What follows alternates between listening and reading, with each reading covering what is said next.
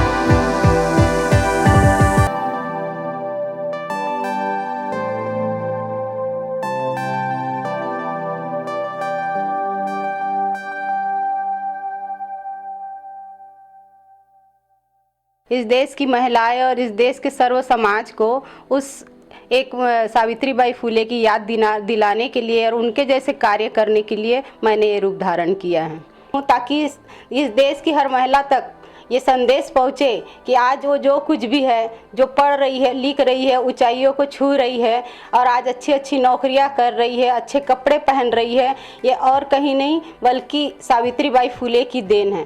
अगर सावित्रीबाई फुले जैसी महिला इस समाज में जन्म नहीं लेती तो हम जैसी महिलाओं का पढ़ना दुभर हो जाता। भारत में बहुत पहले से सभी जानते हैं कि यहाँ पर मनुस्मृति का राज था और वेदों के अनुसार यहाँ पर महिलाओं का शिक्षा ग्रहण करना का अधिकार बिल्कुल नहीं था। तो ऐसे सिचुएशन में एक ऐसी साधारण घर में महिला ने जन्म लिया जिसने अपने पति के साथ मिलकर शिक्षा खुद भी ग्रहण की और दूसरी महिलाएं शिक्षित हो यह प्रयास करने के लिए 21 स्कूल खोले। शायद गलत भी हो सकता है, लेकिन मेरे जैसे मुझे जानकारी है उस हिसाब से उस ज़माने में 21 स्कूल खोले और घर घर जाकर महिलाओं को एकत्रित करके उनको शिक्षा दी। शिक्षा ही नहीं दी, ये हम महिलाओं को आगे लाने के लिए उन्होंने इतने संघर्ष किए कि आज हम वो सब संघर्ष को हम महिलाएं भूल चुकी हैं। उनके ऊपर कीचड़ फेंका गया, उनको गालियाँ दी गई, उनको बहिष्कृत किया गया समाज से, यहाँ तक कि उन पर गंदे गंदे लांछन लगाए गए। लेकिन सावित्रीबाई फुले ने एक प्रण ले लिया था कि यहाँ की हर महिला शिक्षित होना चाहिए और उनको समाज में बराबरी का अधिकार मिलना चाहिए। और इसी प्रण को उन्होंने यथा संभव प्रयास करते हुए इन सब लांछनों को झेलते हुए अपना आगे बढ़ते रही और इन सब को पीछे करते हुए उन्होंने शिक्षा पर जोर देकर सबको स्कूल खोलकर शिक्षा दी। इसके लिए उनका साथ उनके पति श्री ज्योतिबाराव फुले जी ने भी दिया था। उन्होंने उनको बहुत हिम्मत दी और उनकी हिम्मत की बदौलत ही सावित्रीबाई ये सब कर पाई। आज हम जो कुछ है महिलाएं, आज हम भारत की महिलाएं अगर जो कुछ है आज हम बोल रहे हैं, अच्छा पहन रहे हैं, अच्छा ओढ़ रहे हैं, अच्छी नौकरियां कर रहे हैं, तो ये किसी और देवी देवता या किसी की बदौलत नहीं है। ये इन साधारण सी दिखने वाली महिला, मुझ जैसी साधारण सी दिखने वाली एक महिला सावित्रीबाई फुले की देन है।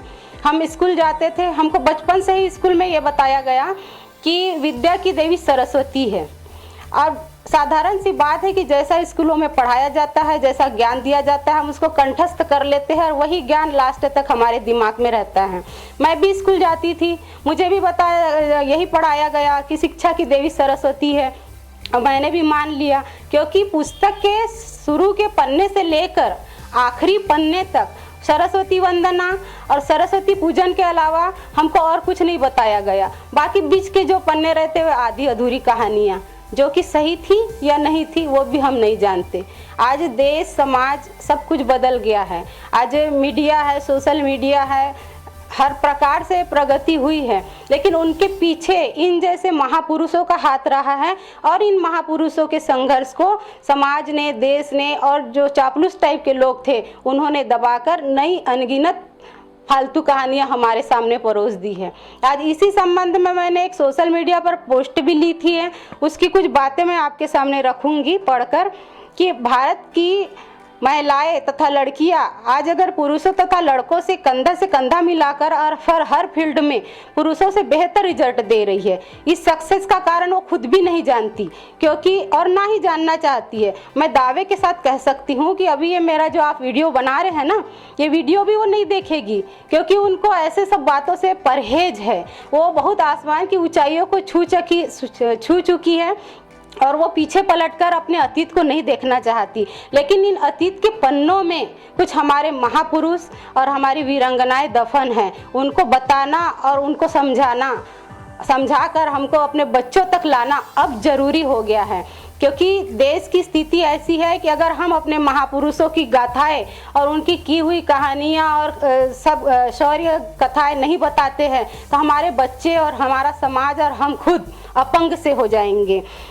अब जैसे कि मैंने BA, BMS और LLB की हुई है, आप सोचेंगे एक साधारण से बीड़ी बनाने वाले घर की लड़की इतना कैसे पढ़ सकती है। तो इनके पीछे मैं कहूँगी कि इन जैसी महापुरुषों का ही हाथ रहा है। जैसे कि सावित्रीबाई फुले, अगर सावित्रीबाई फुले न होती तो आज मैं आपके सामने बोलने लायक भी नहीं रहती, क्योंकि मुझको शिक्षा ही नहीं दी जाती। अगर मैं शिक्षित नहीं होती तो मैं उन्हीं ढकोसलों में जीती, कुछ नहीं कर पाती, ना मैं बोल पाती, ना कुछ लिख पाती, ना इस देश दुनिया को समझ पाती। तो उस जमीन को तैयार करने के लिए जो संघर्ष किया हमारे महापुरुषों ने, वो संघर्ष हमको अब अपने बच्चों को दिखाना पड़ेगा। यही समझाने और बताने के लिए मैंने आज सावित्रीबाई का गेटअप लिया है, ताकि मुझे देखकर मेरे जैसी यंग जवान या आप जो भी समझे उन महिलाओं तक एक बात पहुँचे कि मुझ जैसा साधारण चेहरा भी एक बहुत बड़ी क्रांति ला सकता है। और क्रांति लाने के लिए आप सबकी जरूरत भी पड़ेगी। यही सावित्रीबाई फुले आज से 128 साल पहले 3 जनवरी 1831 को जन्म हुआ था। और उस समय बाबा साहेब का संविधान नहीं था। लोग वेद, पुराण, धर्म, शास्त्र और मनुस्मृति के नियम मानते थे, जिसके अनुसार लोग 4 वर्ण में बटे हुए थे। लेकिन सभी वर्ण की महिलाएं शूद्र ही समझी जाती थी और उन शूद्र महिलाओं को पूजा पाठ करने, पढ़ने, लिखने, शिक्षा ग्रहण करने का अधिकार नहीं था। ऐसी महिलाएं 4 दीवारी में कैद रहती थी और उनका काम केवल चूल्हा चौका करना और बच्चे पैदा करना था। आज भी सनातन धर्म तथा शास्त्रों को मानने वाली महिलाओं को शूद्र ही समझा जाता है। क्यों? अब आप कहेंगे कि अब कैसे शूद्र समझा जाता है? अब तो सभी धर्म के लोग मंदिर जाते हैं, मस्जिद जाते हैं, पूजा करते हैं, शिक्षा ग्रहण करते हैं। लेकिन ऐसा नहीं है। आप अगर अपने दिमाग पर जोर लगाएंगे तो आज आपको पता चलेगा कि आज भी कई मंदिरों में महिलाओं का प्रवेश वर्जित है। इसका मतलब वो शूद्र समाज से ही शूद्र ही समझा जाता है। खैर, 600 साल पहले बालिकाओं के लिए जब स्कूल खोलना पाप माना जाता था, कितनी सामाजिक मुश्किलों से सावित्रीबाई फुले ने ये स्कूल खोले होंगे। अकेली बालिका विद्यालय खोला और कई लोग उन पर पत्थर मारते थे, कई उनकी साड़ियाँ गंदी करते थे। ऐसे समय में सावित्रीबाई फुले इन सब को अनदेखा करके एक साड़ी अपने थैले में रख कर रास्ते से चलती थी। जब वो रास्ते से चलती थी तो उसकी साड़ी पर गोबर और गंदगी जैसे मलमूत्र तक फेंका जाता था।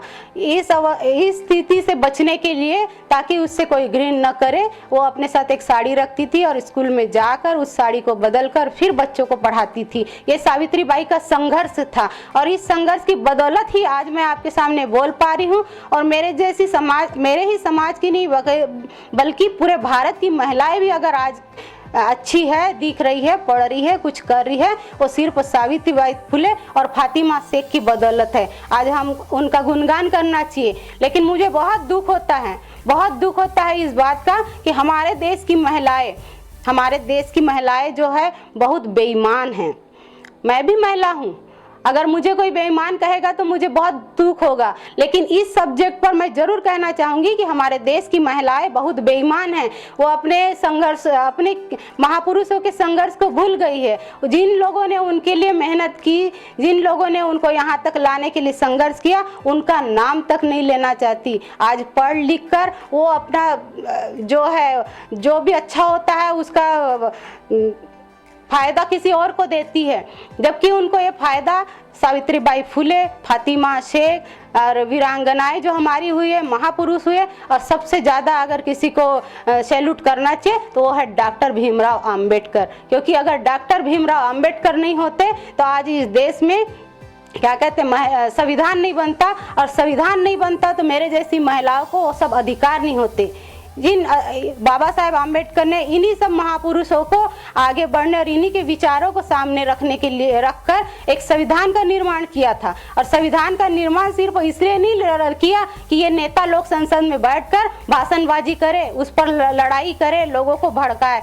उन्होंने यहाँ पर संविधान में सब बातें इसलिए लिखी ताकि यहाँ पर जितनी महिलाएं हैं उन महिलाओं को भी यहाँ के पुरुषों के बराबर अधिकार दिए जाए।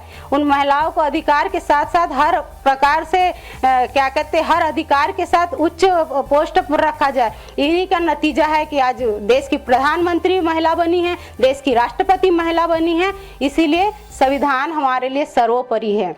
और इसी के साथ यही कहने के लिए मैंने आज सावित्रीबाई को याद किया। और आज मुझे इतनी खुशी है कि मैं बता नहीं सकती कि एक ऐसी महिला के कारण आज मैं इस गेटअप में आपको दिख रही हूँ। और मुझे इस बात का बहुत गर्व है कि मैं ऐसे समाज से हूँ जहाँ सावित्रीबाई फुले जैसी महिला जन्म लेती है।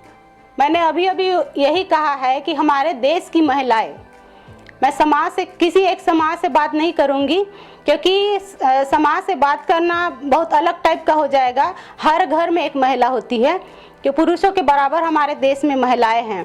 अगर महिलाओं के लिए किसी महापुरुष ने संघर्ष किए हैं तो सारे देश की महिलाएं उनमें आती है।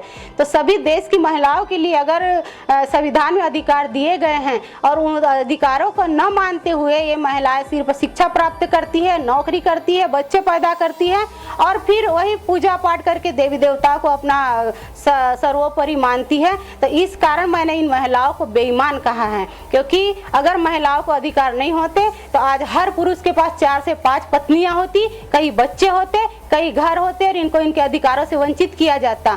आज अगर महिला सुरक्षित है तो सिर्फ उस देश की संविधान की बदौलत है। अगर संविधान आज भी देश से हट जाता है तो पुरुषों की मनमानी यहाँ शुरू हो जाएगी। वैसे भी हमारे देश में पुरुष प्रधान देश रहा है, भारत पुरुष प्रधान देश है। महिलाएं तो सिर्फ उनकी अर्धांगिनी बनकर जी रही है और इन्हीं अर्धांगिनी को कुचला दबला न जाए, यही सोचकर डॉक्टर भीमराव अंबेडकर ने संविधान में महिलाओं को बराबर के अधिकार दिए थे। आज महिलाओं को संपत्ति में बराबर का अधिकार है, घर में अधिकार है, नौकरी में अधिकार है, पढ़ाई में अधिकार है। ये सारे अधिकार संविधान की बदौलत मिले हुए हैं और इन सब के पीछे हमारे महापुरुषों का हाथ रहा है। ऐसे महापुरुषों को मैं बार बार नमन करती हूँ।